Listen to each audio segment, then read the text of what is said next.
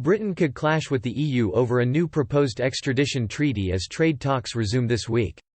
The terms of the new treaty will be discussed during a crunch round of trade talks with Brussels set to start today. The UK will request its courts hold more powers to decline EU extradition petitions than under the European Arrest Warrant (EAW) system it must exit at the end of the year. Warrants could be refused to prevent long waits for pre-trial detention, under the British proposal. They could also be dismissed if the UK legal system estimates the cost of an arrest exceeds the severity of the crime.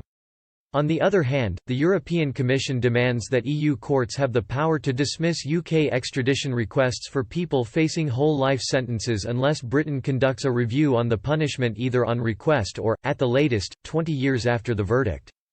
It also petitions that judges refute extradition requests if they consider they are instigated by the person's sex, race, religion, ethnic origin, nationality, language, political opinions or sexual orientation. Bilateral extradition deals were replaced by the EAW between nations with a much more rapid system where the judiciary was involved directly rather than politicians. It was settled, with Britain's backing, 2 months after the 9/11 attack. From a Brexit perspective, performing arrests mandated by foreign magistrates was an attack on national sovereignty. If the UK government does not allow the European Court of Justice to act in Britain after Brexit, a new extradition system will need to be settled before the transition period ends.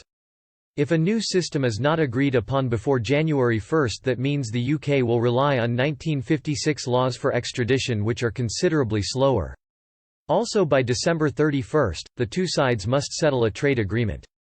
The last round of discussions resulted in a deadlock over EU's demand for level playing field guarantees and use of UK fishing waters in the current situation.